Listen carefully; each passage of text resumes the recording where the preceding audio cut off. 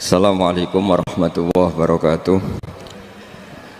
Bismillahirrahmanirrahim. Nahmaduka ya ghafuru ya syakuru. Masalli wa sallim barik ala. Kita tidak bosan-bosan cerita ini karena ini khazanah kita. Di kitab Nailul Ma'mul itu, di kitab Usul Fikih. Saya berkali-kali cerita ini karena ini untuk menunjukkan bahwa Quran itu liqaumi ya'qilun, liqaumi yatafakkarun. Ada seorang kiai, seorang ustadz, kiai dulu. Kiai dulu itu emang orang soleh, alim terus jadi kiai. Kalau kiai sekarang tuh macam-macam, nganggur terus ingin jadi kiai.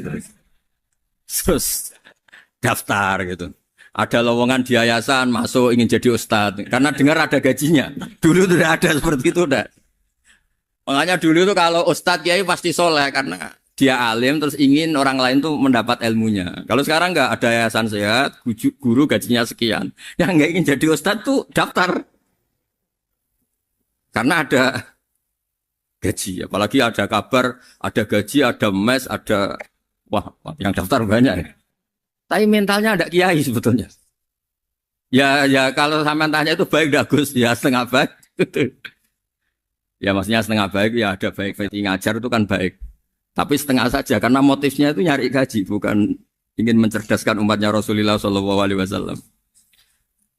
Itu Imam Amudi itu guru matematika. Saya nggak bosan-bosan cerita ini. Guru matematika. Muridnya sampai takut. Ini masuk surga ndak? Kiai kok ndak ngajarin istighosa atau tahlil malah ngajarin apa? Matematika.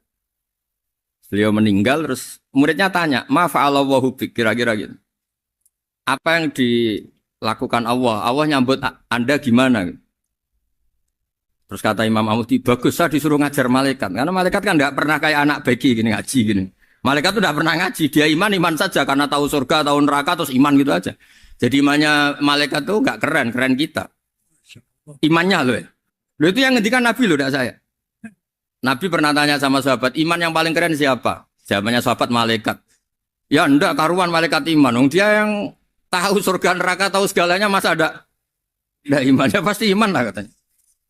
Terus ya para sahabat engkau iman ya wajar kan menangi saya, nemuin saya. Yang hebat itu orang-orang yang tidak melihat saya, tidak saya didik tapi tetap iman. Karena dididik akal, ya tadi dididik Quran, apa dididik Quran. Sama siapa? Teks bahasa Arabnya masang. Terus Imam Amudi kata Allah, suruh dia ngajarin para malaikat cara menemukan saya. Malaikat dikumpulin terus Imam Amudi disuruh ngajar. Sama singkat kata-katanya Allah di mimpi itu. Istadilla ala wahdaniyati.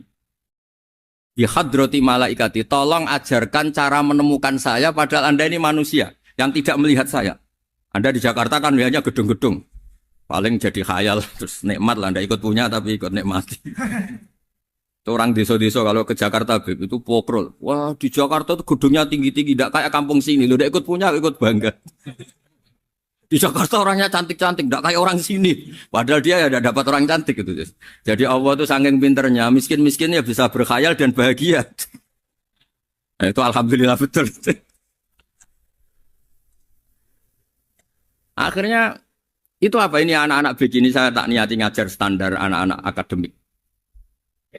Terus pertama yang diajarkan hanya bilang gini, sama siapa teksnya? Ya malaikat wahi para malaikat. Terus beliau bilang, nisbatus naini wassalasah ila malanihayatalahu nisbatul far'i ilal asli. Angka itu jumlahnya berapapun, 2, 3 sampai triliunan. Semuanya itu nisbatul far'i ilal asli. Binisbat ilal wahid, nisbatul far'i ilal asli. Angka 2 ya cabangnya 1, 3 ya cabangnya 1, 1 triliun ya cabangnya 1. Tetap yang asal usul adalah angka 1. Itu nangis semua malaikat. Cara Jawa itu mandekman kue iman kaya imanku. Makanya imannya umat Rasulullah SAW itu PD-nya, yakinnya kayak imannya malaikat. Kalau Tuhan itu 1. Karena angka agak bisa dimulai kecuali dengan angka 1. Makanya nisbatus naini wassalasah ila ma nihayatalahu iku nisbatul far'i ilal asli. Semuanya itu nisbatnya cabang ke induk. Berarti semua alam raya ini tetap asal usulnya 1. Yaitu qul huwallahu ahad. Nah, itu namanya akal. Umatnya Rasulullah itu ditinggali mukjizat akal. lewat panduan Quran sehingga meskipun kita tidak menangi Rasulullah, tidak menangi sahabat, kita tidak tahu malaikat Jibril, tapi cara iman kita ini tidak kalah keren. Yakin hakul, yakin. Terus kedua, gambar. Kamu gambar rumah, gambar hewan, gambar apa saja, mesti dimulai satu titik. Entah gambar kamu bagus, entah jelek, tetap dimulai satu titik. Nah, titik ini namanya nuktotul wujud. Semua alam raya dimulai dari satu titik, yaitu nuktotil wujud. Makanya Quran dimulai bismillah, dan bismillah itu dipilih sama Allah pakai pertama ba itu ada titik. Itu kata semua ulama. Itu titik itu singkatan dari bi kana makana wa bi yakunu mayakun. Karena saya semuanya ada. Bi itu karena saya. Jadi makanya santri-santri beki tidak usah bayangkan kamu jadi wali terus bisa terbang ke Mekah, tidak usah. Kalau terbang ke Mekah ya sudah umroh aja bayar. Kalau enggak ya maklaran KBH atau apa. Pokoknya cari gratis itu. Ya gratis kayaknya dapat orang 10 gratis satu. Terus orang enggak umroh-umroh dirayu-rayu supaya umroh. Repot. Itu pelanggaran fikih itu. Kalau orang punya utang itu wajibnya nyaur utang dulu gitu. Wah, repot. Saya itu juga sering bingung di kampung-kampung. Gus sama umroh. Kenapa? Dapat gratisan. Minta uang saja buat nyaur utang. Enggak boleh. Wah, secara fikih yang wajib itu nyaur utang bukan umroh. Enggak boleh Gus diminta uang, enggak boleh, harus umroh. Udah gitu saya ini bingung Gus mau umroh. Enggak nikmati. Kenapa? Disuruh ngajar Gus. Repot semua kalau ibadah mergawe ya gini bingung semua. Ya saya mohon anak-anak BK semuanya yang seneng Quran itu harus seneng sampai kayak saya sehingga tahu mencari Tuhan dengan cara tauhid yang berbasis akal. Itu sedzahir imannya malaikat. Jika di klasmen iman itu manusia ulul ilmi, kita-kita yang nekuni ilmu itu nomor 1 prakteknya. Karena nomor 1 itu Allah karuan kan syahidah wa, Allah kan enggak tertandingi syahidah wa annahu la ilaha illallah. Terus wal malaikatu, malaikat kan karuan karena langsung menyaksikan surga. Dan ketiga apa? Wa ulul ilm. Berarti prakteknya kan nomor 1. Kalau kompetitornya semuanya manusia, ulul ilmi nomor berapa? 1 kan? Nah nomor 3 kan dari Allah, malaikat, ulul ilm. Berarti kalau kompetisinya antar manusia nomor berapa? 1 kan? Nah kenapa ulul ilmi di nomor 3 kan tapi dari Allah, malaikat, ulul. Kerennya kayak apa? Karena cara iman ulul ilmi itu enggak ada ragunya sama sekali. Kamu ragu enggak kalau 2 itu cabang dari 1, asalnya 1? Enggak pernah kan ragu kan? Semua gambar seruat apapun dimulai dari 1 titik, ragu enggak? Enggak kan? Nah imannya umatnya Nabi karena dipandu oleh Quran itu seyakin itu, sehakul yakin itu. Nah itu terus Jubair bin Mut'im jadi iman. Am khuliqu min ghairi syai'in am humul khaliq.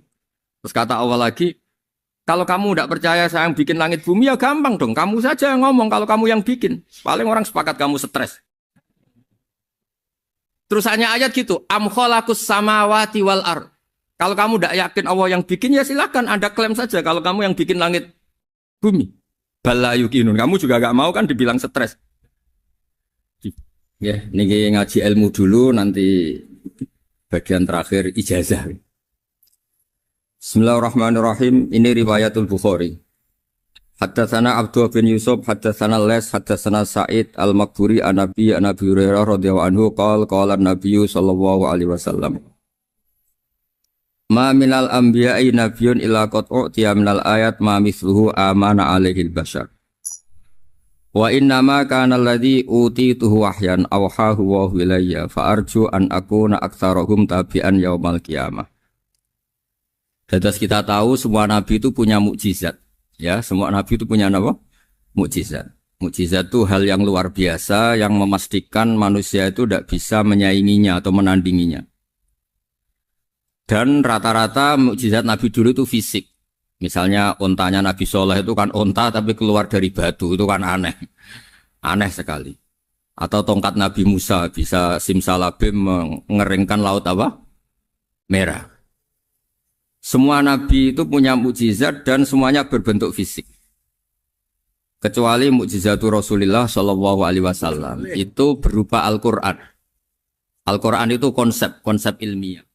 Terus kata Rasulullah Shallallahu Alaihi Wasallam, tapi saya karena Quran itu justru berharap pengikutku besar dan sampai hari kiamat.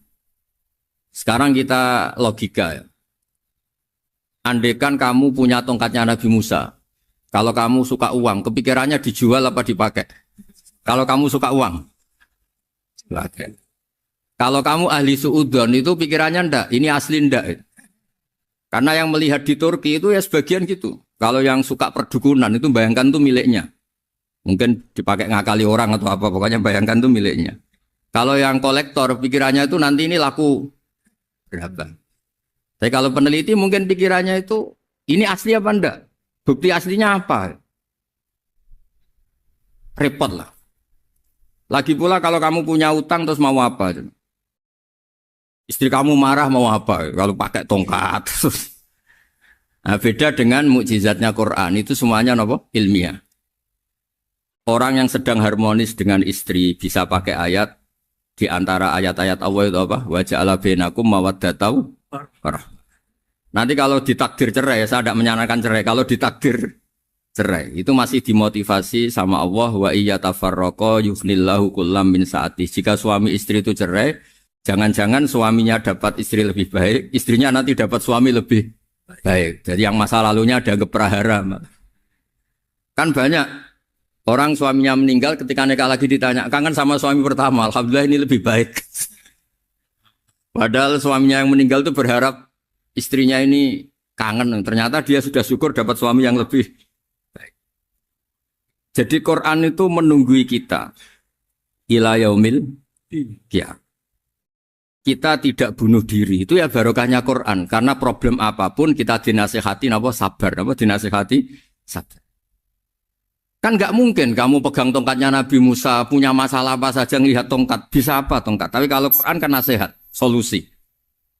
Makanya Nabi berharap dengan Quran ini, saya berharap pengaruh saya, pengikut saya terbanyak ila yaumil qiyamah. Terus beliau dikomentari begini sama, ini Fathul Bari, sarahnya Bukhari.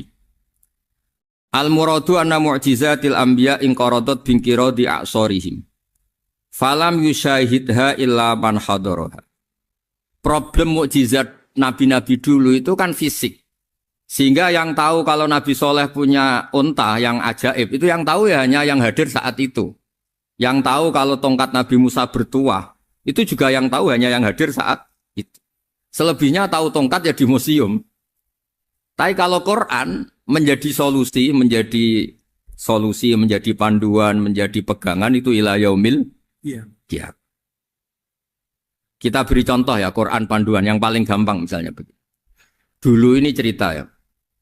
Dulu itu ada orang kafir cerdas namanya Jubair bin Mut'im.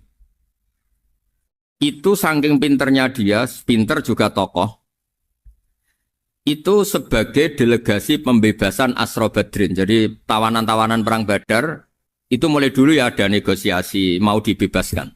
Terus orang-orang kafir ini menugaskan namanya Jubair bin siapa? Mut'im. Ini ada di Bukhari. Karena ini ngaji di Jakarta, kalau orang nggak tahu hadis juga tanya ini sahih ndak gitu. Wong nggak tahu kok tanya itu aneh. Padahal kalau dibodoni itu ya nggak tahu. Tapi ya tetap tanya, hadisnya ini sahih ndak. Ini kata kiai apa kata nabi ini ya ribet. Memangnya kata nabi kamu dengar kan ya lewat kiai. Emang. Setelah itu Jubair itu datang ke Medina. Dengerin, datang ke mana? Medina. Kemudian dengar Nabi baca Wattur pas sholat maghrib. Jubair karena Nabi dulu gak ada hotel, gak ada pondok ya. Pondoknya Nabi hanya sufah itu. Nabi baca maghrib, bukan diskusi, bukan debat. Baca Wattur wa kitabim mastur firrokim mansur wal baitil ma'mur wasaqufil marfu wal bakhril masjur terus. Kemudian sampai pada titik ayat am khuliqu min ghairi syai'in. Masa manusia atau alam raya yang maujudat, yang nyata, yang wujud nyata. Kemudian asal-usulnya itu ketiadaan. Ini kan hadhil alam maujud. Alam ini kan nyata. Masa sesuatu yang nyata, penciptanya itu tidak nyata. Jadi nggak mungkin ada faham nihilisme. Kalau faham nihilisme berarti melahirkan teori begini. Al-adamu yakhluqu maujudan. Sesuatu yang tidak ada, menciptakan yang... Itu kan akal nggak bisa nerima. Kalau sesuatu ini ada, penciptanya pasti ada. Terus akhirnya Jubair bin Mut'im itu simpuh di depan Rasulullah terus bilang, Ya Muhammad kada qalbi ayatir. Hampir saja hati saya terbang. Kalau riwayatnya Imam Ahmad, faka'an nama sudi qalbi, hati saya ini hancur. Semua teori yang saya bawa untuk ngelawan kamu, sekarang luluh semua, hancur semua. Yang benar adalah teori Anda, bahwa Tuhan itu satu, dan Tuhan itu ada sebelum semua makhluk. Coba kalau Nabi Muhammad ada Jubair bin Mut'im terus menyembunyikan tongkat dekat mihrab, terus dilihat ini apa. Paling pikirannya ini dari kayu apa. Terus yang bentuk tongkat itu tukang pemahatnya siapa? Kok kurang keren kalau di Blitur gimana ya? Kan malah panjang. Kira-kira kalau mukjizat itu dari tongkat itu malah panjang. Panjang lah pokoknya panjang. Lagi pula kamu coba kan nggak ngarah mandi. Itu yang mandi kan nabinya bukan tongkatnya. Coba tongkatnya Nabi Musa coba anak-anak beki itu. Dipakai mukul kucing aja tidak mesti mati itu. Jadi nggak jelas mukjizat-mukjizat seperti itu nggak. Tapi kalau Quran menunggui sampai saking hebatnya Quran, teori rasionalitas, soal kampanye di mana-mana. Tingkat validitas, tingkat kebenaran Quran. Itu bahkan bisa diuji tanpa membuktikan. Tanpa apa? Cukup pakai akal. Ya, terus saya teruskan. Fala yamurru terus al-murad anna mu'jizatil anbiya in qaradat bin qidari asaim satu wa mu'jizatul Qur'an mustamirratun ila yaumil qiyamah wa kharquhu lil adat fi uslubihi wa balaghatihi wa ikhbarihi bil maghibat. Terus kata ini yang ngarang Fathul Bari sarahnya Imam Bukhari. Fala yamurru asrun minal a'sar illa wa yadharu fihi shay'un mimma akhbaru bi annahu sayakun yadullu ala sihhati da'wahu. Wa hadza aqwal muhtamilat. Wa takmiluhu fil ladzi ba'da wa qilan ya anal al makna anal mukjizat al madiyah kanat khissiyatan tusyahadu bil absar kana qati soleh wa asa Musa. Mukjizatnya nabi-nabi dulu itu hanya penyembuh, hanya pelengkap, hanya nuruti keinginan mata. Seperti dahsyatnya apa? Laut Merah di sebelah apa dipukul sama tongkatnya Nabi siapa? Itu semuanya itu hanya memanjakan mata. Urusan mata. Terus wow itu. Tapi kalau mukjizatnya Nabi Muhammad itu berdasar akal. Maksudnya berdasar akal nih dengerin ya. Dengerin betul. Ketika Laut Merah terus tersibak kan wow itu keren kan. Terus kita bilang menyimpulkan wah kita tidak akan mampu. Itu bodoh sekali kesimpulan kita tidak akan mampu. Meskipun bikin nyamuk Anda juga tidak mampu. Loh untuk memutuskan tidak mampu saja kok sampai pertunjukan seperti itu tuh laopo cek goblok gitu. Nah kalau kita karena umat yang pinter untuk memaksa kita nggak mampu, Allah bilang Inna wa la yastahi ayadriba mathalam ma ba'ud. Kita melihat nyamuk langsung berkesimpulan tidak mampu. Saya berkali-kali cerita nyamuk itu sudah kecil, masih punya urat, uratnya kayak apa? Masih punya kuman, kumannya seberapa? Ya enggak? Nyamuk itu kecil, punya organ tubuhnya punya urat. Itu kalau kamu pinter, antara tongkatnya Nabi Musa menyibak Laut Merah sama nyamuk itu sama-sama berkesimpulan melahirkan satu faham bahwa kita tidak. Loh, untuk memaksa tidak mampu saja kok menuju pertunjukan ada onta keluar dari batu, Nakotu Soleh, ada tongkat yang bisa mengeringkan laut. Cik goblok ya. Nah kita alhamdulillah ada jenis goblok yang seperti ini. Untuk ikrar bahwa Allah itu hebat ala kulli syai'in cukup lihat nyamuk. Kagum kan? Sudah tidak usah bikin hidup. Saya berkali-kali mencontohkan. Para pemahat tak suruh bikin patung gajah itu mampu. Tak suruh bikin patung nyamuk kalau bisa. Nyari materi dari apa? Gampang mana bikin patung gajah sampai patung nyamuk? Gajah, makanya Allah bikinnya contoh itu untuk ijaz itu pakai nyamuk bukan pakai. Itu kalau ustadz-ustadz yang agak jorok malah contohnya nyamuk Gus. Itu kecil. Itu kayak apa? Di dalamnya dia hamil. Itu anaknya kecil lagi, telurnya kecil lagi itu gimana itu cara bikin ini? Makanya di sini ini ada kitab Itqan itu komentarnya itu lucu. Ini kitab Al-Itqan karangannya Imam Suyuti. Ini persis komentar saya tadi yang kata Imam Suyuti pengarang kitab Itqan. Wa ya imma khissiyah wa imma akliyah. Jadi mukjizat itu ada yang fisik, bisa dilihat indra, panca indra, bisa dilihat akal. Wa aktsaru mu'jizati Bani Israil kanat khissiyah li baladatihim. Bilada itu goblok. Wakil lati basoirihim. Dasar wong goblok. Mukjizat itu ngenteni sing wow. Maksudnya dasar wong untuk ngakui Allah hebat saja kok nunggu hal-hal yang seperti itu. Paham ya? Mergo likil lati napa aklihim. Wa aksaru mu'jizati hadil ummah akliyatun li farati dzakaihim wa kamali afwahihim. Dan mukjizatnya umat ini semuanya berdasar akal karena sudah cerdas. Jadi andaikan kita melihat tongkatnya Nabi Musa menyibak Laut Merah dengan melihat nyamuk, kesimpulan kita sama. Sama-sama wow, sama-sama keren, sama-sama memastikan kita tidak mampu. Makanya terus Quran menerangkan ya wa ma min dabatin fil ardi wala ta'iri yatiru bi janahihi illa umamun amsalukum. Jadi keseharian kita lihat burung kok terbang. Itu sudah ayatun min ayatillah. Paham nggih? Dados niki kudu bangga ditunggoni napa Quran, nggih ditunggoni napa Quran. Wa mu'jizatul Quran tusyahadu bil basirah fayakunu mayatabi'u li ajlihi aksar. Terus li annal ladzi yusyahadu bi ainir ra'si yang qaridu bingkiradi musyahidi. Sesuatu yang tampilan dahsyatnya itu disaksikan mata, maka itu bisa habis. Era tongkat Nabi Musa seperti itu habis enggak? Bisa mengeringkan Laut Merah habis kan? Tapi era mukjizatnya Quran ila yaumil qiyamah. Ya contoh sosial, saya kembali lagi ke sosial. Kamu punya teman awet atau punya istri awet, itu konsepnya ya wal kadhiminal ghaidh, agak gampang tersinggung. Coba kalau kamu setiap tersinggung putus, setiap tersinggung habis, kamu tidak punya teman, tidak punya istri. Sampai kita awet seperti ini, kalau kecewa ya wal kadhiminal ghaidh, ngempet. Termasuk saya ini, biasanya ngaji khusus terus bajak gini ya kecewa. Tapi barokahnya diwarai Quran wal kadhiminal ghaidh, ngempet Gus, ngempet. Terus kecewa sama teman, kenapa tidak putus? Karena wal afina aninna sudah, kalau kecewa maafkan. Coba kalau kita kecewa presiden demo, kecewa menteri demo, kecewa orang tua minggat. Ya kalau dicari, kalau tidak kan malu. Saya itu punya teman tak tanya, kecewa Gus sama bapak itu. Kenapa tidak minggat? Malu. Kenapa malu? Takut gak dicari. Itu orang tuh paling malu itu kalau keluar dari rumah nggak di. Saya punya teman lagi, saya ini takut mati Gus. Kenapa? Takut istri saya tidak nangis Gus. Itu kematian terburuk itu kalau mati tahu istrinya ada nangis, itu malu betul itu. Makanya jangan mati, pokoknya pastikan orang sekeliling Anda nangis itu baru berani mati, kalau enggak jangan.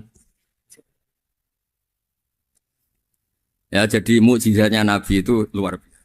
Nah ini terus saya teruskan ya, makanya mukjizat terbesarnya Nabi adalah Al-Quran. Karena Al-Quran itu cerita tentang hukum-hukum akal, cerita tentang logika-logika peradaban. Misalnya logika peradaban, contoh paling gampang. Di Quran itu ada sekian ayat yang Allah cerita peradaban. Misalnya wa ahsinu innallaha yuhibbul muhsinin. Itu dikutip, terus kemudian disimpulkan dalam peradaban. Kata Sayyidina Ali karramallahu wajhah ngendikannya gampang. Ahsin man syi'ta takun amirah. Kamu berbuat baik saja sama seseorang, maka otomatis kamu akan jadi pemimpinnya. Ada orang nggak tamat SD, nggak tamat papa, gobloknya minta ampun. Tapi karena gaji seorang pakar, oh kamu tak gaji 1 bulan 1 miliar, perusahaan saya jadikan besar. Itu dikongkan ngalor ngidul ya nurut. Hanya karena dia ihsan. Terus wastaghni amman syi'ta takun nadhira. Saya ulang lagi. Wastaghni amman syi'ta takun nadhira. Dan kamu jangan butuh orang lain, siapapun dia, maka kamu akan setara. Misalnya ada menteri, orang antri mau salim, tapi kamu tidak butuh, kan tenang saja. Tapi kalau kamu butuh, habis kamu. Ya kan? Kamu tidak butuh seseorang, maka kamu posisinya akan setara. Kamu harus sopan karena punya utang jasa. Kalau nggak punya apa-apa kan setar. Ya enggak? Misalnya kamu jajar rektor atau jajar menteri, jajar apa saja. Kalau kamu tidak punya utang kan, kamu jajar menteri tidak punya utang. Sama jajar satpam tapi punya utang, takut mana?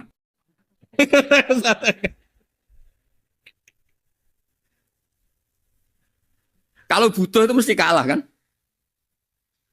Ada pejabat misalnya nggak begitu cantik sama perempuan cantik yang kamu butuh ingin dicintai, takut mak. Padahal nggak jelas orang ini pangkatnya apa. Gak jelas. Jadi dalam hukum sosial itu kata Sidin Ali wastaghni aman syi'ta takun nadhira. Kamu jangan butuh seseorang maka kamu akan setara. Terus yang terakhir wahtas ilaman syi'ta takun asiro. Asiro pakai sin. Dan silahkan butuh seseorang maka kamu akan jadi budak dia. Ya coba misalnya Anda seorang profesor, seorang alim, seorang getop. Misalnya mencintai janda di ujung kampung sana, jalan kaki 2 kilo. Padahal itu gak tamat SD. Tapi gara-gara seneng, kacau kan? Logika kepangkatan hilang semua kan? Jadi itu hukum peradaban. Itu mewakili isi-isi sosial yang diterangkan Quran. Ya, jadi paketnya 3 tadi ya. Ahsin man syi'ta takun amiro. Kamu berbuat baik sama seseorang, maka kamu bisa memimpin. Wastaghni amman syi'ta takun nadhira. Kamu jangan butuh seseorang, maka kamu akan setara. Bok kamu ketemu orang terkaya di dunia. Yo ketemu orang terkaya di dunia, kamu jejer, kamu tidak butuh dia. Tenang kan bisa setara kan? Tapi kalau butuh, harus sopan, ngajukan proposal, harus berakhlak karimah. Makanya sekarang, Anda kok berakhlak kenapa? Ternyata mau nyalek. Biasanya Anda berakhlak kok berakhlak. Ada apa ini? Makanya guyonan di Rembang itu Beb Husein itu. Kalau ada orang mendadak sopan sama temannya, temannya curiga. Kok tumben sopan? Mau utang ya? Zaman akhir itu kacau.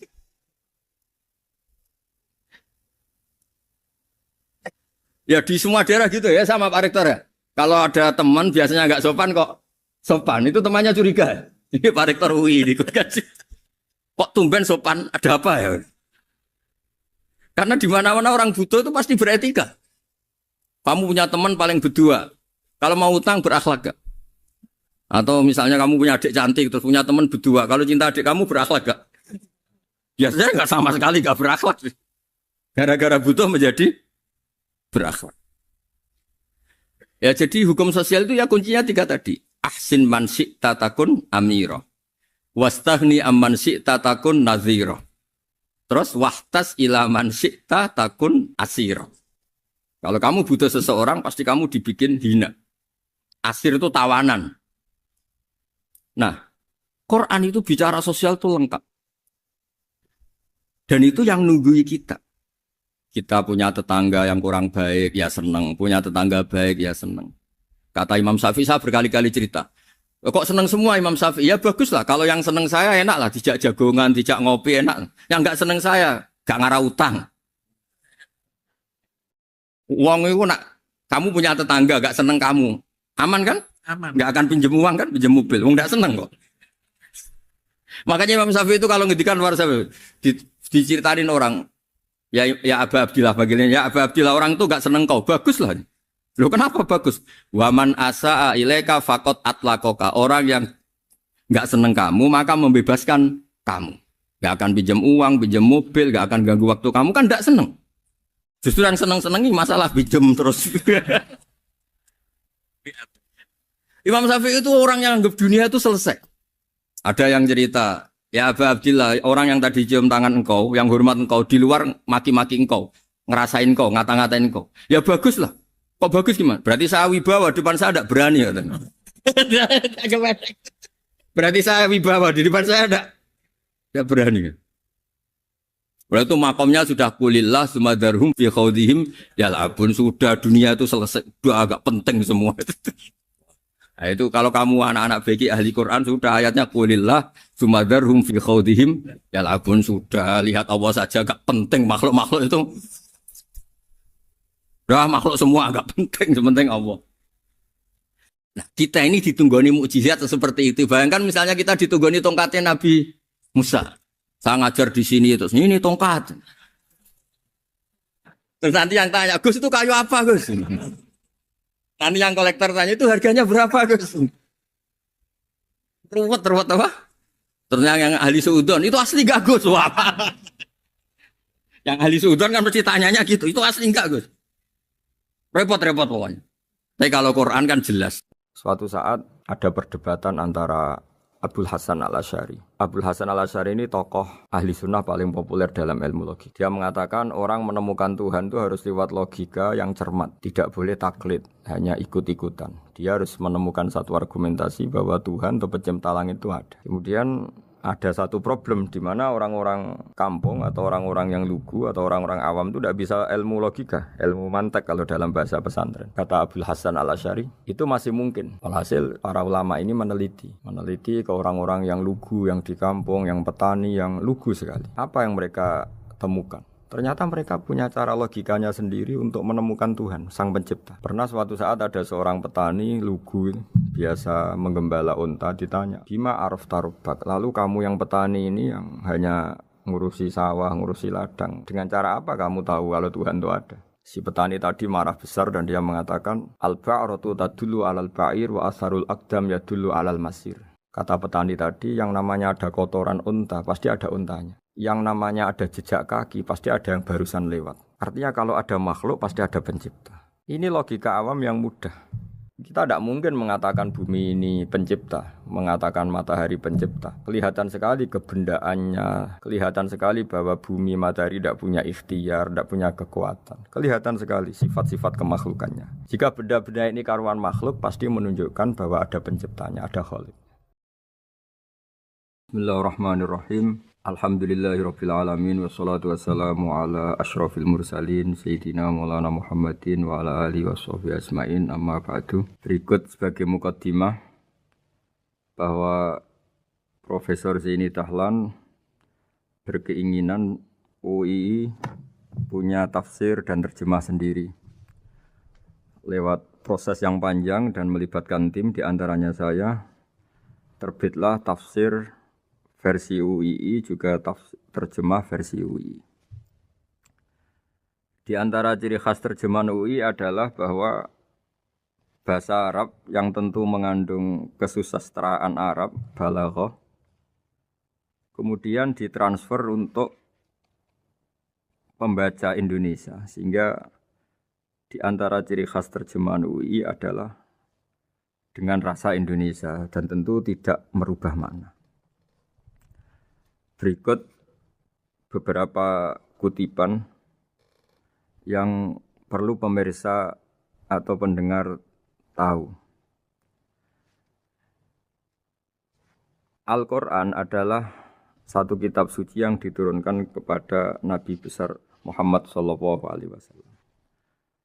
Dan di antara ciri Al-Quran adalah menjelaskan kebenaran secara jelas, secara gamblang. Sebagaimana firman Allah, bahwa Rasul adalah Rasulun minallah yatlu suhufam mutahharah. Rasulullah diutus oleh Allah Subhanahu wa taala ketika penduduk Makkah sangat-sangat jauh dari kebenaran. Mereka adalah penyembah berhala yang dikira sebagai Tuhan, dan jumlahnya Tuhan-Tuhan itu banyak sekali. Suatu saat Rasulullah mendakwahkan bahwa Tuhan itu satu dan harus satu. Tapi kata mereka, kenapa Muhammad menjadikan Tuhan satu? Padahal urusan kita banyak, problem kita banyak. Harusnya Tuhan itu juga banyak. Ini yang diceritakan dalam surat Shad, Aja'alal alihata ilaha wahida inna hadza lasyai'un ujab. Bagaimana mungkin urusan kita yang banyak, yang harusnya butuh Tuhan banyak, kemudian menjadi hanya Tuhan satu. Lalu Rasulullah dengan sabar, dengan telaten memberi penjelasan. Dan ini yang disebut al-bayyinah, penjelasan yang sangat jelas, sangat gamblang, sangat rasional. Kata Rasulullah dalam sebuah hadis yang diriwayatkan dalam Musnad Ahmad, tagnya begini, orang-orang yang menyembah selain Allah, itu ibarat kama thali rojulin istaro abdan min kholisi malih biwarikin au dhahabin. Faja'ala ya'malu, mereka mau bekerja tapi wayu'ti ghullatahu ila ghairi sayyidi. Fa'ayyukum sarrohu ayyakuna abduhu kadzalik. Nabi lalu kemudian bikin analogi. Wahai masyarakat Mekah, bagaimana kalau Anda ini jadi seorang pembantu atau seorang budak lalu punya majikan banyak. Dan semua majikan Anda ini punya perintah yang beda-beda, punya selera yang beda-beda. Semuanya atasan Anda, semuanya majikan Anda. Apa Anda senang punya majikan yang banyak? Lalu mereka bilang, wah susah Muhammad kalau kita punya majikan banyak. Tuhan kamu adalah majikan kamu. Bagaimana kalau Tuhan banyak, punya perintah yang beda-beda, punya selera yang beda-beda? Kalian pasti akan kebingungan. Ya sudah Muhammad, normalnya Tuhan itu satu. Sehingga mereka tercerabut dari pemikiran bahwa Tuhan harus banyak. Ini yang dimaksud dalam surat Al-Bayyinah. Lam yakunil ladzina kafaru min ahlil kitab wal musyrikina munfakina hatta ta'tiyahumul bayyinah. Bahwa orang-orang kafir, baik kafir ahli kitab maupun kafir musyrik Mekah, mereka tidak pernah terlepas dari sifat kekafirannya, yaitu menuhankan banyak Tuhan, sampai datang sebuah bayinah. Bayinah itu argumentasi kebenaran yang begitu jelas. Setiap membawa kebenaran, argumentasinya meyakinkan. Itu siapa? Rasulun minallah yatslu suhufam mutahharah, yaitu Rasul yang membacakan lampiran-lampiran suci, yaitu Al-Quranul Karim. Dengan penjelasan analogi tadi, kemudian orang-orang Mekah sadar, susahnya kayak apa kalau Tuhan banyak, lalu perintahnya beda-beda, seleranya beda-beda, hukumnya beda-beda. Ini membingungkan. Akhirnya mereka mengakui bahwa pentingnya logika tauhid. Nah ini yang Rasulullah ini benar-benar berstatus bayinah. Kemudian analogi betapa buruknya kita saat menyembah selain Tuhan. Lalu Rasulullah mencontohkan sebagaimana yang saya kutip tadi dari Musnad Ahmad. Misalnya Anda punya pembantu atau zaman dulu budak. Anda beli dari harta kamu, dari uang kamu. Kemudian budak ini kerja. Yang ngasih makan kamu, yang fasilitasi kamu, toko milik kamu, semua milik kamu. Kemudian dia kerja dan hasil dari kerjanya dia dikasihkan ke orang lain. Kamu senang tidak punya budak yang seperti itu, kata Rasulullah. Wah kita semua tidak senang Muhammad. Sama seperti itu. Kamu adalah bisa makan rezeki dari Allah. Kamu nempat di buminya Allah. Kamu minum dari air yang dibikin Allah. Kemudian Anda menyembah selain Allah. Itu aneh apa enggak? Menyembah zat yang tidak memberi rezeki kamu, yang tidak bikin bumi untuk kamu, yang tidak bikin langit untuk kamu, yang tidak bikin fasilitas air untuk kamu. Aneh enggak? Semenjak itu mereka berpikir betapa buruknya mereka menyembah berhala, menyembah arca, menyembah Yesus, menyembah macam-macam. Nah ini yang disebut Rasulullah adalah orang yang benar-benar bayinah. Ketika melontarkan kebenaran, benar-benar jelas sehingga diterima secara akal yang sehat. Karena semua akal yang sehat akan menerima agama ini disebut fitratallahi fatarana salih. Bahwa agama ini agama fitrah. Orang yang normal, yang cara berpikir normal pasti menerima agama ini. UII dengan terjemahan ini dan dengan tafsir ini ingin memberi penjelasan simbol-simbol yang ada di beberapa surat. Di antara lagi yang di bab muamalat. Betapa Rasulullah itu punya logika yang benar-benar mudah diterima. Dulu orang Arab dalam bab muamalat jual beli biasa menjual kurma.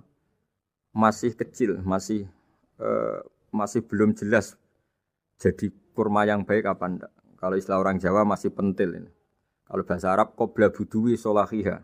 Calon buahnya itu belum pasti jadi buah. Kemudian masih bunga, masih apa sudah dijual. Dengan transaksi, asumsi, harga andekan sudah jadi kurma.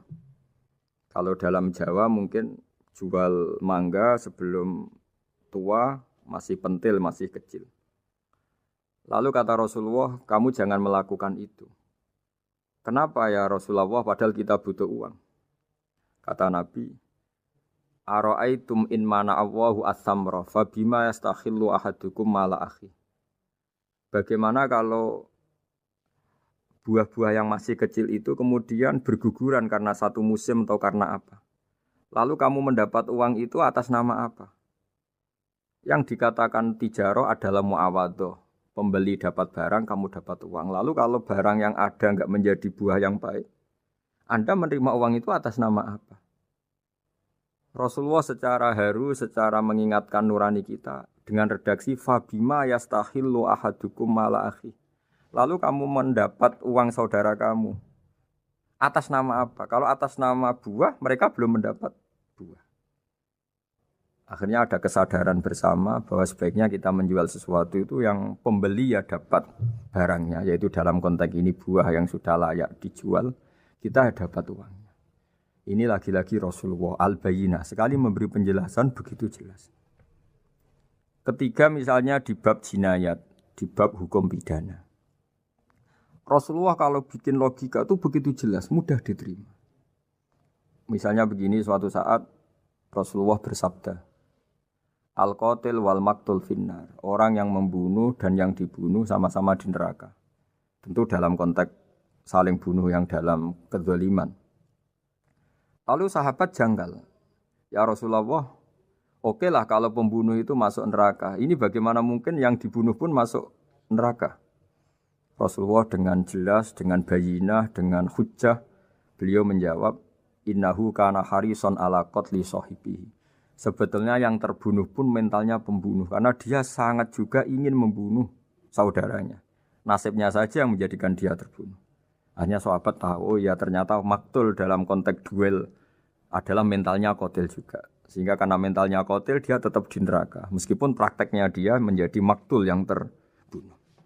Nah ini yang dimaksud oleh Allah, bahwa Rasulullah ini bisa menghilangkan tradisi kemusyrikan, bisa menjungkir balikkan, menghancurkan kemusyrikan, karena Rasulullah bisa menjelaskan secara detail hatta ta'tiyahumul bayyinah. Bayyinah adalah Rasulun minallah yatslu suhufam mutahharah.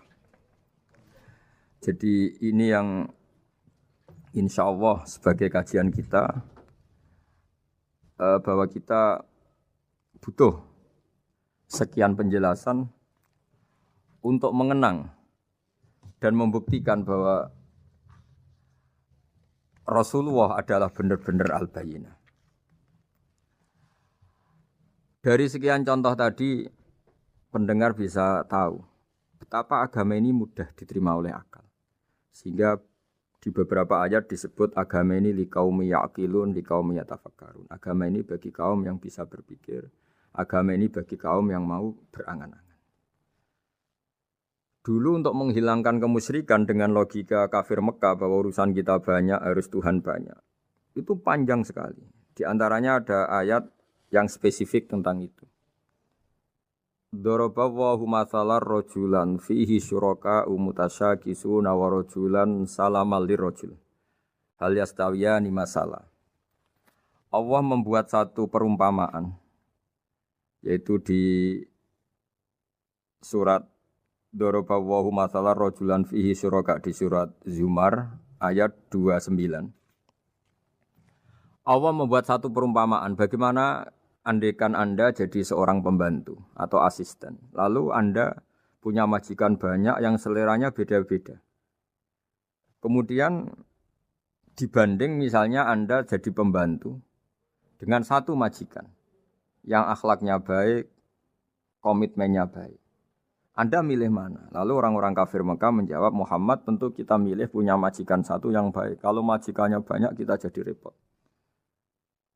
Lalu mereka kata Rasulullah, ya sudah kalau gitu Tuhan kamu satu saja jangan banyak. Kalau banyak jadi repot. Terus mereka baru tersadar bahwa menuhankan Tuhan banyak itu salah dan resikonya lebih banyak. Ini disebut munfakina hatta ta'tiyahumul bayyinah. Mereka orang-orang musyrik enggak mau tercerabut dari akar kemusyrikannya sampai datang al-bayyinah. Sebuah bukti kebenaran yang begitu jelas, begitu nyata. Siapa kebenaran itu? Rasulun minallah yatslu suhufam mutahharah. Yaitu Rasulnya Allah yang membaca lampiran-lampiran suci. Lampiran-lampiran suci ini dalam bahasa Arab diikutkan wazan isim maf'ul disebut mushaf. Makanya kitab suci ini ditulis di sohifah. Kalau dalam bahasa Arab lampiran itu sohifah, dijamakkan kata jamaknya suhuf. Kemudian ketika dicetak, dijilid disebut mushaf.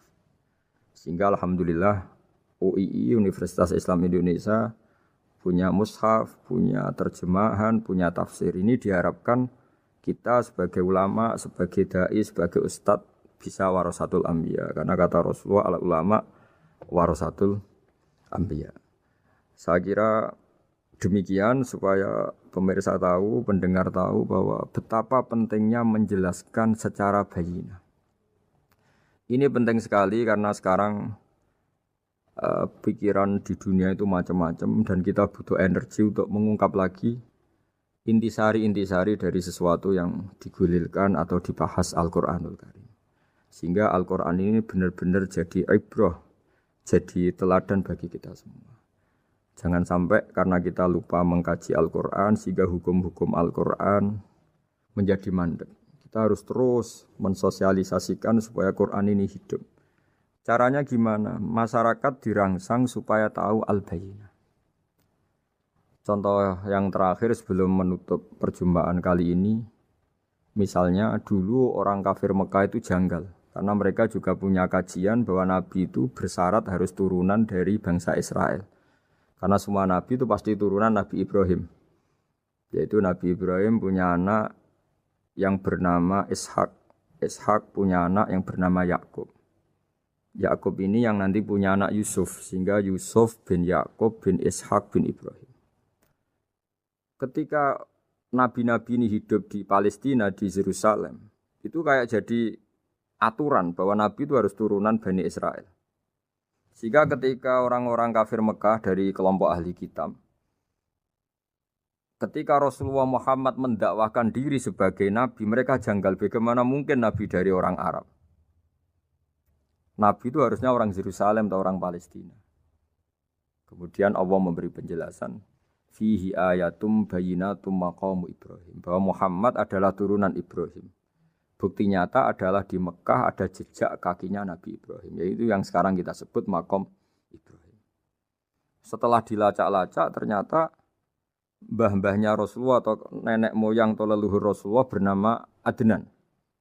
Adnan ini kata sejarah-sejarah disepakati wa adnanu bila raibin intadzabil ulumin nasabiyah ila dzabihi Ismail nisbatuhu wa muntama. Bahwa Adnan ini tertulis secara sejarah lengkap bahwa dia turunan dari Nabi Ismail. Ismail adalah anak dari Nabi Ibrahim. Kemudian makom Ibrahim ini juga dibuktikan sekian sejarah bahwa Ibrahim pernah di situ. Yaitu ketika Hajar, ibu dari Ismail, kesulitan nyari air, lalu lalang lari antara Safa dan Marwah, kemudian kita kenang sekarang bernama Sa'i.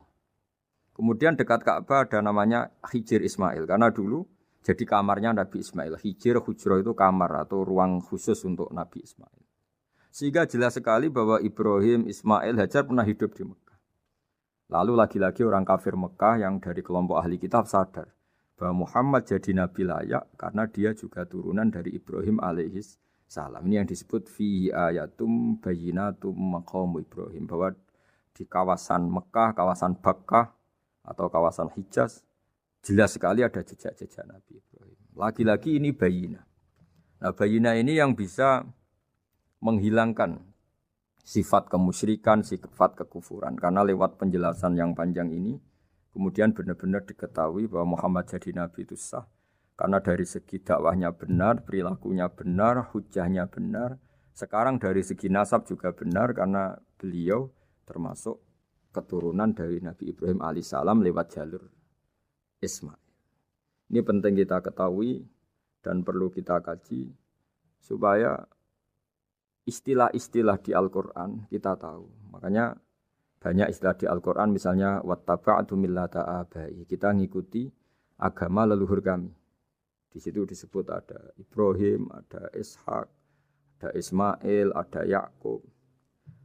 Kenapa demikian pendengar? Bahwa karena agama ini butuh tradisi. Dan tradisi ini menjadi komunitas sosial. Sehingga ketika tradisi ini sudah mantap, insya Allah lewat kebenaran agama ini akan menyingkirkan kemusyrikan. Contoh paling mudah begini, Nabi itu melarang orang menyembah batu. Tapi kemudian dalam tradisi Islam sendiri ada orang sholat kemudian sujud. Yang secara zahir sujud itu mencium batu atau mencium masjid tempat kita sujud. Apalagi kita mencium Hajar Aswad. Secara kasat mata seakan-akan kita ini menghormati betul Hajar Aswad. Sehingga orang kafir mencibir. Muhammad itu aneh. Dia melarang kita menyembah batu tapi dia sendiri mencium Hajar Aswad seperti itu. Dia sendiri menyembah batu. Orang kalau sujud seakan-akan seperti itu. Tapi lewat penjelasan Nabi, bahwa kita sujud hanya kepada Allah. Kita kalau sujud baca sajadah wajhililladzi khalaqahu wa sawwarahu wa syaqqa sam'ahu wa basarahu bihaulihi wa quwwati fatabarakallahu ahsanul khaliqin. Wajah kami sujud kepada zat yang menciptakan wajah kami, yang mengasihi kita pendengaran, yang mengasihi kita pandangan. Hanya Allah saja yang ahsanul khaliqin, hanya Allah saja zat yang paling baik dalam penciptaan. Ini penting sekali saya katakan bahwa sehingga sujud kita yang seperti itu adalah simbol tawadhu. Tidak ada kaitannya dengan kita ini menyembah batu. Sehingga kita tradisikan ke anak-anak saat sujud baca subhana rabbiyal a'la wa bihamdi. Kita ajarkan mereka bahwa semua selain Allah adalah ciptaan Allah. Jadi andai kan nggak ada tradisi tauhid yang dijelaskan begitu detail. Saat kita haji bilang labbaik Allahumma labbaik, labbaik la syarika lak labbaik. Innal hamda wan ni'mata laka wal mulka la syarika lak. Ya. Setiap kita haji mengitari Hajar Aswad kita bilang nikmat semua dari Allah. Enggak ada syarik bagi Allah, enggak ada mitra bagi Allah, enggak ada sekutu bagi Allah. Sehingga karena ini kita maklumatkan, kita kumandangkan. Meskipun umat Islam itu mencium Ka'bah, mencium Hajar Aswad, enggak akan disalahpahami ini bentuk penuhanan kepada Hajar Aswad atau kepada Ka'bah. Karena kita ungkapkan innal hamda wan ni'mata laka wal mulka la syarika lak. Enggak ada syirik, enggak ada mitra bagi Allah. Sehingga dari sekian talbiyahnya Rasulullah kita tahu ini bentuk pemaklumatan tauhid. Bahwa tauhid harus dikumandangkan lewat kalimat-kalimat thayyibah, lewat pemikiran-pemikiran logika hujjah bahwa Tuhan pasti satu dan yang jadi Tuhan hanya Allah Subhanahu wa taala. Karena andekan ini tidak dikumandangkan, kemudian ada ritual yang secara lahir kasat mata nyium Hajar Aswad. Nanti seperti tuduhannya orang kafir bahwa Islam itu aneh, melarang menyembah batu, tapi nyatanya ada ritual mencium batu. Sebab itu tidak menjadi aneh ketika Imam Bukhari termasuk rawi besar, termasuk hadis sahih yang meriwayatkan Sayyidina Umar atau Umar radhiyallahu anhu. Itu setiap mencium Hajar Aswad beliau berkomentar, saya tahu betul kamu hanya batu. La tadurru wa la tanfa. Tidak memberi madarat, tidak memberi manfaat. Kalau saja saya tidak melihat Rasulullah mencium kamu, maka saya tidak mau mencium kamu. Dulu di era itu ada momentumnya. Kenapa sih Umar radhiyallahu anhu atau sahabat Umar susah-susah memberi penjelasan seperti itu? Karena dulu masih ada salah paham bahwa mencium batu itu identik dengan misalnya menuhankan batu atau mendewa-dewakan batu.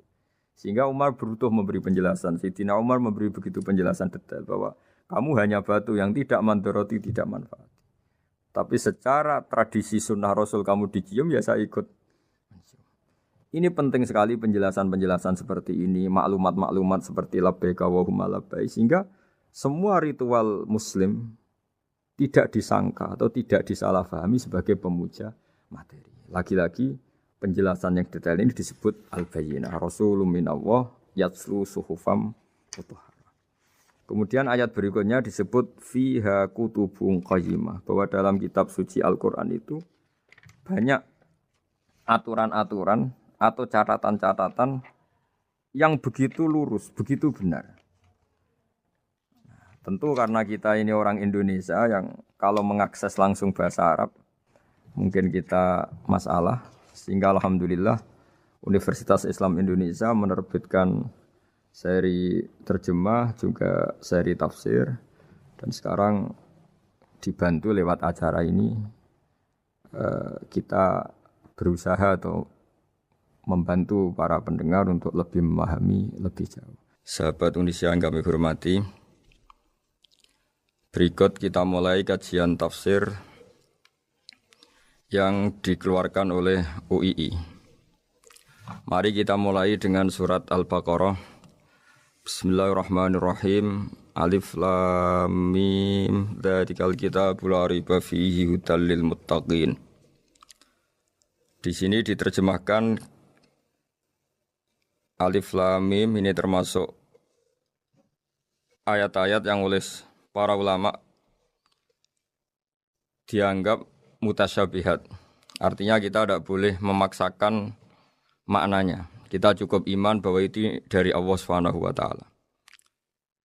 Ini termasuk ayat-ayat yang kita percaya bahwa ada makna yang diinginkan Allah, tapi kita tidak perlu menduga-duga Apa sepersisnya makna itu? Dzalikal kitab la raiba fih, kitab ini tidak ada yang diragukan. Hudal lil muttaqin, petunjuk bagi mereka yang bertakwa. Sahabat Unisia yang kami cintai, yang kami hormati, muttaqin dari kata kerja ittaqa yattaqi ittiqaan. Maknanya adalah menjaga diri. Ada 3 kelas muttaqin dalam terminologi para ulama, istilah yang dikeluarkan para ulama. 1, muttaqin orang yang menghindari perilaku syirik atau perilaku kekafiran.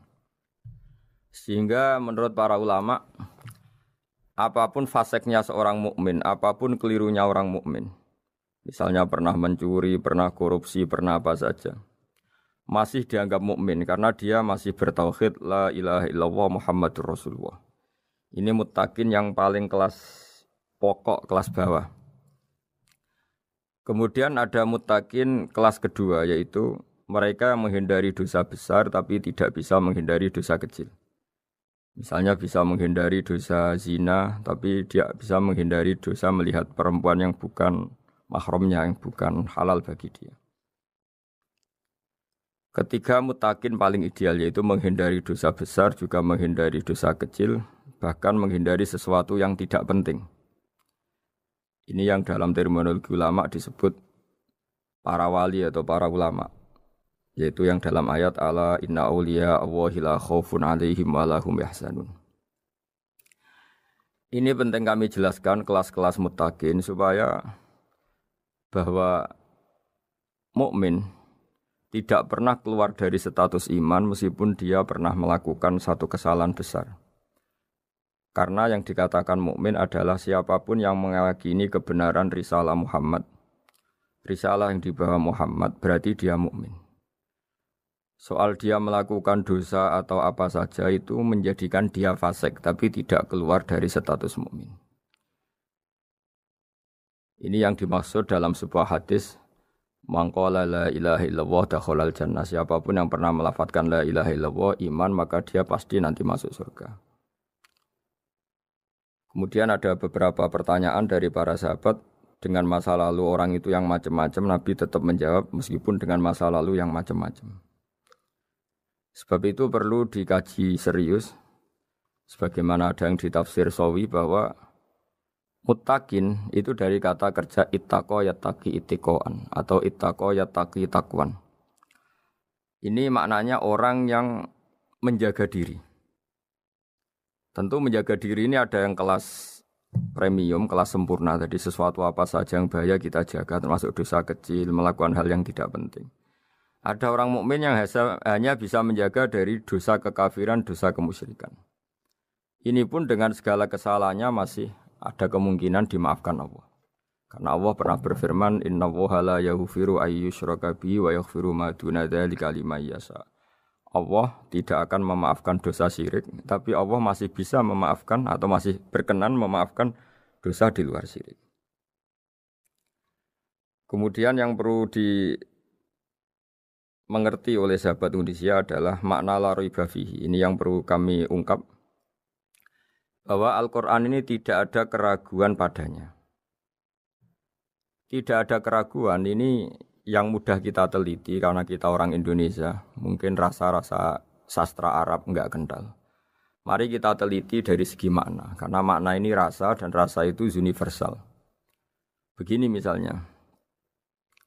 Dulu orang-orang kafir Mekah karena mereka penyembah berhala, penyembah Tuhan-Tuhan yang banyak. Itu memprotes.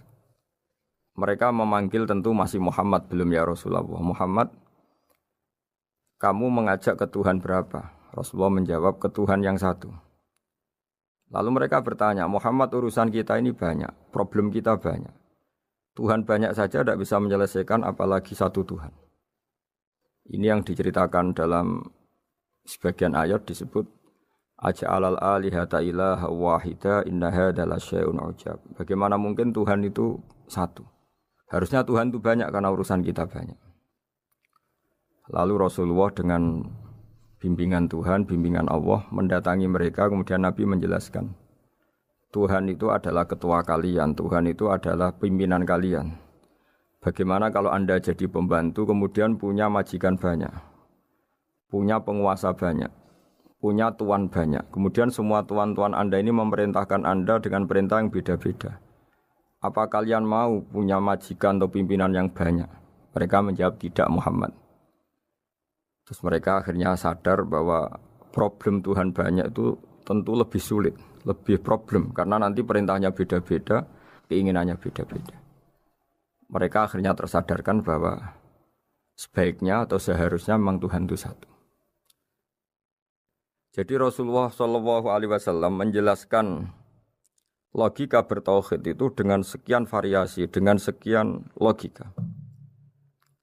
Kemudian Nabi kedua juga menjelaskan logika kompetisi. Kata Nabi yang karena bimbingan Allah diberi satu pengertian. Andai kan Tuhan itu 2 atau 3, kemudian berebut dalam tahta aras atau tahta yang di alam raya ini. Sebagaimana lazimnya para penguasa. Maka pasti ada yang menang, ada yang kalah. Dan yang kalah tentu gak layak sebagai Tuhan. Ini yang disebut wala ala ba'duhum ala ba'd. Tentu kalau Tuhan itu banyak, mereka akan berkompetisi, akan bertarung. Dan pasti pemenangnya ya satu, karena memang layak jadi Tuhan tetap satu. Sadarlah bahwa orang-orang kafir Quraisy, orang-orang kafir saat itu sadar pentingnya bertauhid. Ketiga, Nabi juga menjelaskan tauhid secara ilmu logika. Begini para pendengar. Kalau dalam teori ilmu tauhid yang agak jelimet dijelaskan begini. Jika ada 2 Tuhan, maka alam raya ini enggak menjadi alam. Logikanya adalah 2 Tuhan ini bisa kamu katakan sama-sama kuat. Ketika sama-sama kuat kemudian ingin menciptakan langit. Yang satu ingin menciptakan bumi, yang satu menolak menciptakan bumi misalnya. Atau yang satu ingin menciptakan langit, yang satu menolak ingin menciptakan langit. Kemudian ternyata bumi ini terbukti wujud. Logika awam adalah yang berhasil menciptakan bumi berarti Tuhan, yang gagal atau kudrohnya gagal, kemampuannya gagal tidak bisa menciptakan bumi, gagal menjadi Tuhan. Ini logika awam. Logika ini pun kita terima. Tapi kalau menurut logika ahli tauhid, ahli pakar-pakar logika, cara berpandangan begini. Ketika Anda mengatakan ada 2 Tuhan yang sama-sama kuat, kemudian terbukti yang satu mampu menciptakan bumi, yang satu tidak. Bahasa Anda mengatakan sama-sama kuat ini sudah batal dari awalnya, karena terbukti bahasa Anda salah, sama-sama kuat ternyata yang satu tidak mampu. Sehingga dalam pikiran orang-orang ahli tauhid mengatakan, membayangkan Tuhan saja itu enggak kebayang, karena turunan kata ini pasti selalu salah. Karena tadi misalnya dikatakan, andai kan ada 2 Tuhan, kemudian yang satu mampu menciptakan bumi, yang satu tidak. Padahal Anda tadi bilang sama-sama kuat, ternyata terbukti yang satu tidak kuat. Berarti kata Anda sama-sama kuat ini salah. Ini pula yang diajarkan Rasulullah lewat bimbingan Allah, lewat wahyunya yang disebut Lau kana fihi ma alihatun illallahu la fasadata. Karena kalau ada 2 Tuhan, pasti kamu sifati sama-sama kuat. Ternyata sifat sama-sama kuat ini batal demi hukum, karena ternyata yang satu tidak mampu menciptakan bumi.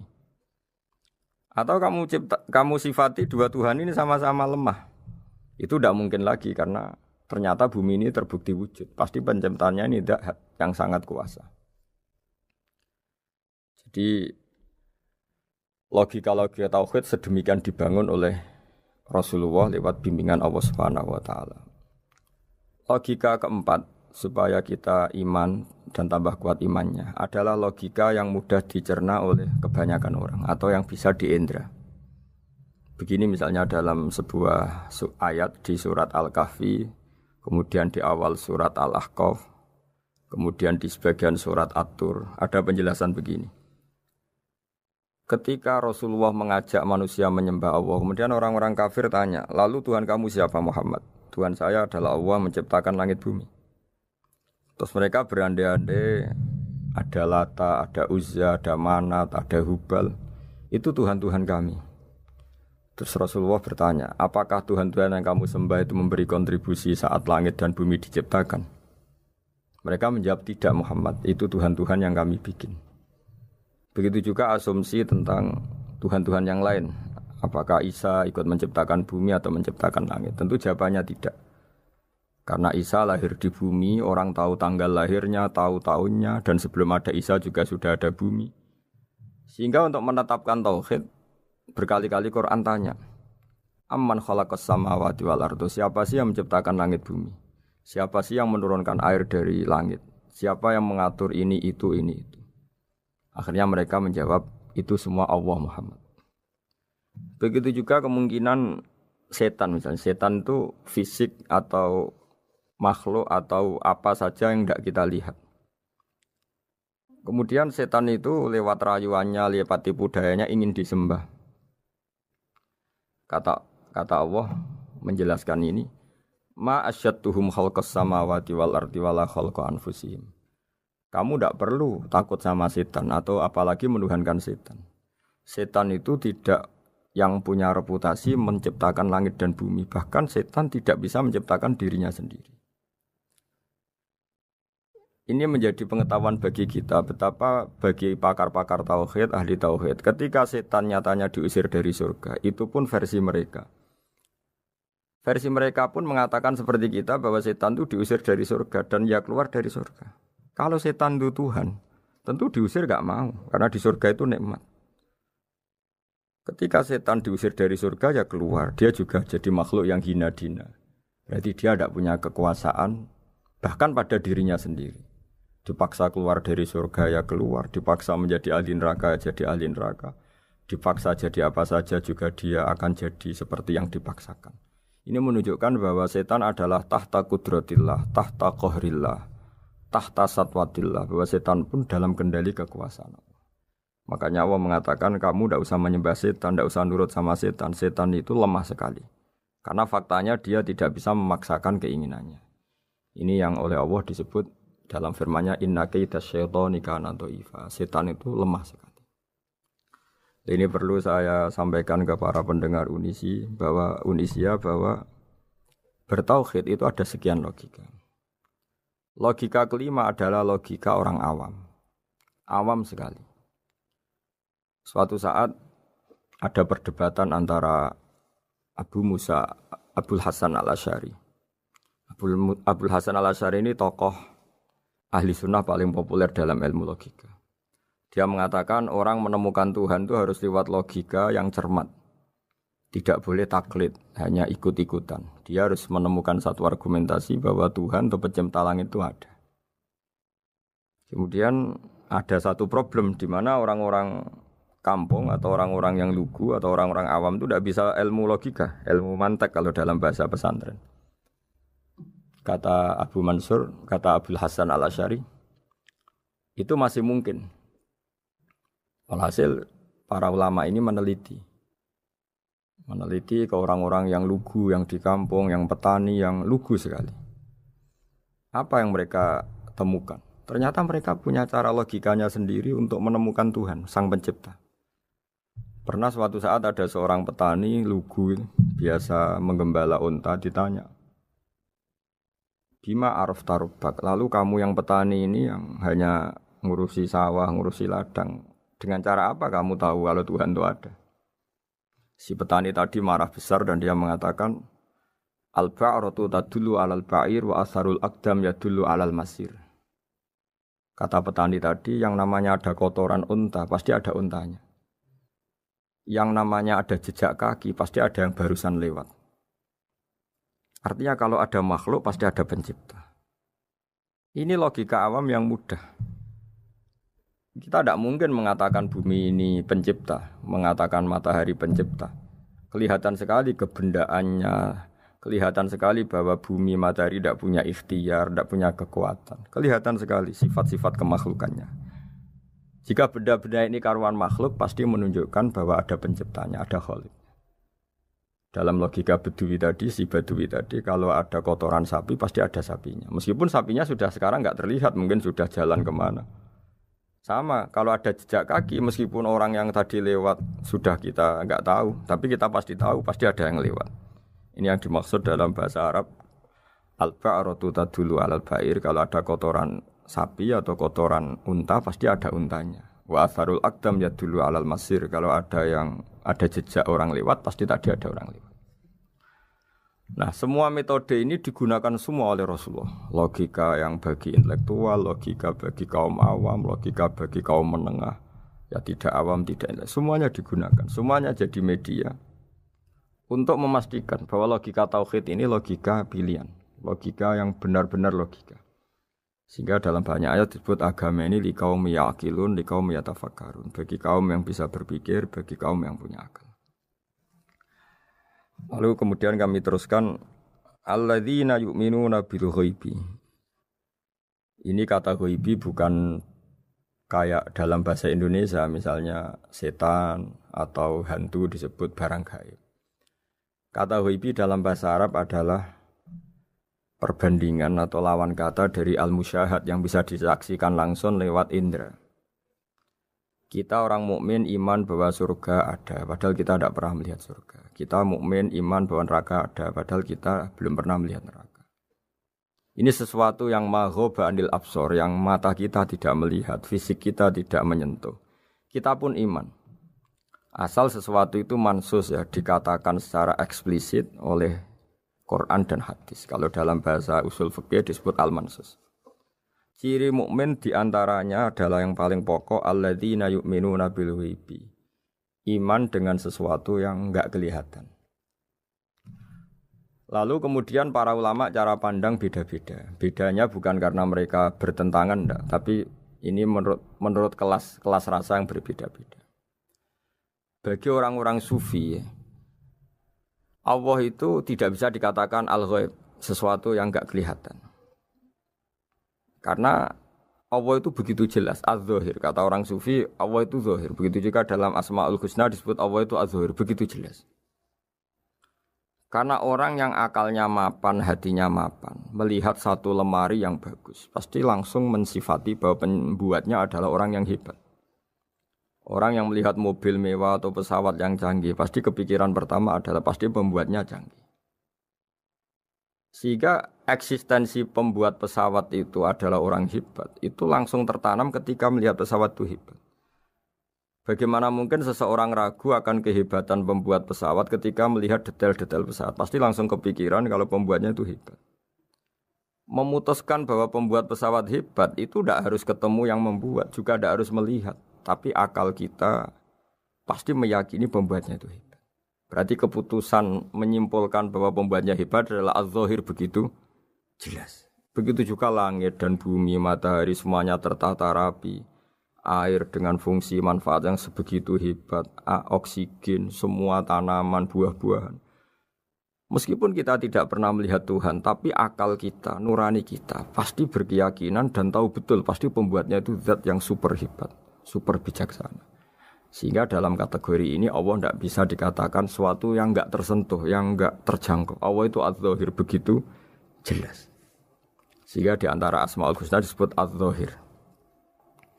Sebab itu saya menganjurkan atau saya punya saran bahwa alladzina yu'minuna bil ghaibi itu contoh paling mudah itu kayak surga, kayak neraka. Kalau Allah sendiri itu az-zahir, mudah diketahui. Karena tadi orang yang melihat pesawat canggih pasti saat itu juga berkeyakinan dan itu pasti benar, pasti pembuatnya juga canggih. Nah, di sini disebut alam raya ini ayat, semuanya itu bukti kekuasaan Allah. Dalam syair-syair orang sufi masyhur sekali itu wa fi kulli syai'in lahu ayatun yadullu ala annahul wahidu. Setiap sesuatu kejadian di alam raya adalah bukti keesaan Allah, bukti eksistensi Allah Subhanahu wa taala. Sehingga dalam satu kisah normalnya orang itu paling tahu itu dengan dirinya sendiri. Karena dia adalah dia.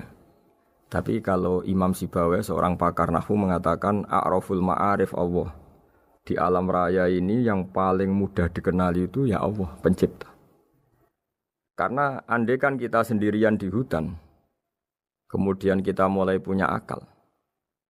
Kita mungkin tidak tahu diri kita ini siapa. Tapi setidaknya kita langsung menyimpulkan bahwa kita tidak bisa menciptakan diri kita sendiri. Ketika kita berkesimpulan tidak bisa menciptakan diri kita sendiri, pasti kita terus berkesimpulan ada di luar kita yang menciptakan kita. Nah, sebab itu kenapa sifat mencipta ini yang pertama kali dikenalkan oleh Allah kepada nabinya untuk dikenalkan kepada umatnya. Yaitu disebut Iqra bismi rabbikal ladzi khalaq. Muhammad, bacalah dengan nama Tuhanmu. Sifat Tuhan yang paling mudah dikenali oleh siapapun adalah sifat pencipta. Karena ketika seseorang yakin dia lahir sudah ada bumi, dia lahir sudah ada langit, dia pasti akan tahu bahwa dia ada penciptanya. Sehingga paling mudah mensifati Allah atau mensifati Tuhan adalah bismi rabbikal ladzi khalaq. Terus kemudian di antara ciri orang baik adalah wa yuqimunas shalat. Kemudian beriman kepada yang gaib, menegakkan salat. Kata menegakkan adalah dari kata menjaga aturan-aturan atau sesuai aturan-aturan salat. Kita tahu dalam salat ini ada beberapa syarat yang harus dipenuhi. Misalnya harus wudu, harus suci di tempat yang suci. Terus ada syarat-syarat dalam internal salat, dia harus baca Fatihah, harus tumakninah, macam-macam. Itu eksistensi definisi salat. Kemudian kata berdiri juga diartikan para ulama, eksistensi sholat harus diketahui secara publik, secara sosial. Karena sesuatu itu punya eksistensi kalau jadi konsensus atau diakui oleh publik. Di sini agama mewajibkan sholat jamaah. Kata banyak ulama, jamaah itu fardu kifayah, bahkan ada mengatakan fardu ain. Harus dijalankan orang banyak secara massal dan harus di tempat yang terbuka.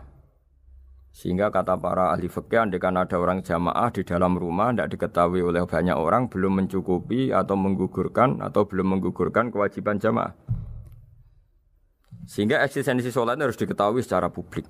Sehingga dulu Rasulullah itu kalau sholat di masjid dan masjidnya terbuka. Sampai sekarang kita pun menyaksikan semua umat Islam kalau sholat di masjid yang terbuka. Sehingga dunia non-muslim pun tahu bahwa dalam Islam ada ritual, ada ibadah yang bernama sholat. Hikmah kedua dengan cara terbuka seperti ini, sholat itu menjadi gak pernah rubah mulai zaman Nabi sampai kiamat. Dengan tradisi jamaah berarti kaifiyah atau cara sholat itu permanen. Bapak kita sholat ya seperti itu, imam seperti itu, anak cucu kita akan meniru kita ya seperti itu. Sehingga gak ada varian-varian yang hanya berdasar subjektivitas musolli yang sholat. Taruh saja kita misalnya jadi seorang sufi yang baru takut sama Allah atau baru usul kalau dalam bahasa sufi. Kemudian kita sholat sendiri di rumah, mungkin dengan gaya menangis, terseduh-seduh, macam-macam. Ini tentu tidak baik sebagai standar sholat. Begitu juga ada anak atau pedagang yang kesusu atau tergesa-gesa, kemudian sholat hanya sekian, 2 menit, 1 menit. Ini juga tidak baik. Meskipun itu boleh dilakukan individu-individu, tapi kalau dalam sholat jamaah, orang harus manut imam, dan ada standarnya, misalnya tumakninah itu biqadri subhanallah, jadi ada ukurannya. Ini penting saya utarakan bahwa hikmah jamaah itu bukan sekedar dapat pahala 27 kalau sendiri, dapat pahala 1 itu enggak. Tapi ini menjaga eksistensi sholat supaya ya seperti ini terus sampai kiamat. Sehingga orang Indonesia atau orang Afrika, orang mana saja, itu ketika haji atau ketika saling berkunjung di negara lain, itu enggak akan kaget dengan cara-cara sholatnya, karena seluruh dunia kaifiyahnya caranya sama. Ini semua barokah dari jamaah. Maka Rasulullah itu enggak banyak ngendikan tentang caranya sholat, beliau hanya ngendikan shollu kama ra'aitumuni usolli. Sudahlah kamu pokoknya makmum saya, nanti caranya kamu sholat sama seperti saya seperti ini. Sehingga kata menegakkan sholat adalah bisa kita tegakkan kalau kita aparat negara ya bikin-bikin aturan supaya eksistensi sholat gak terganggu. Kalau kita seorang kultural juga mensuasanakan sholat dan supaya kefiahnya atau caranya sholat ini benar kita tradisikan jamaah. Sehingga anak kecil ngikuti yang besar, yang bodoh ngikuti yang pinter dengan satu cara. Itu barokahnya jamaah. Sehingga wa yuqimunas sholat itu sholat kita dirikan baik secara personal dengan cara-cara tumakninah, kita suci di tempat yang suci, maupun kita tegakkan, kita maklumatkan, kita jadikan konsensus bahwa sholat ya seperti ini. Sehingga ada khayal-khayal lagi dalam Islam. Misalnya nyuwun sewu ada aliran yang mengatakan Ya kalau Tuhan itu kan enggak bebas arah, bebas tempat. Terus dulu pernah ada orang sesat sholat sampai 4 rakaat 4 arah, alasannya Tuhan itu tanpa arah.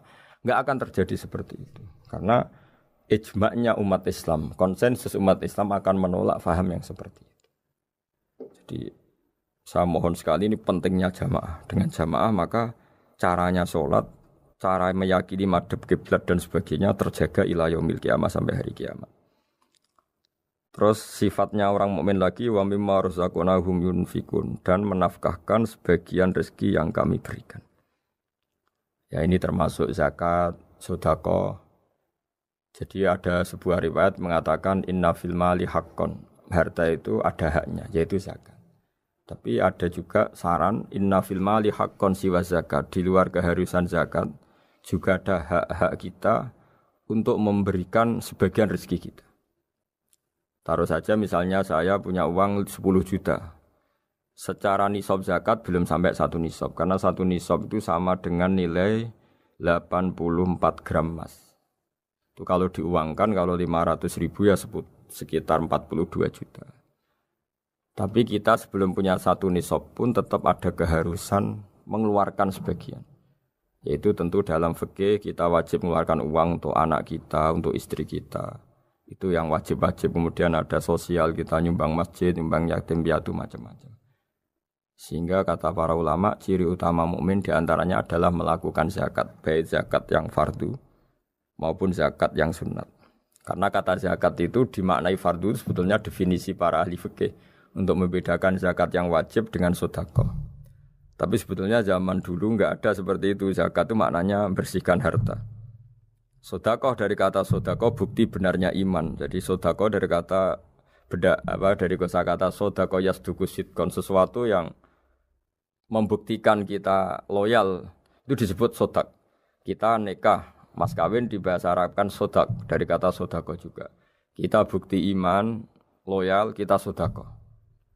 Bukti bahwa kita teman akrab disebut siddiq atau sodik. Kalau dalam bahasa Arab teman namanya juga sodik karena cara bertemanan secara benar, secara loyal.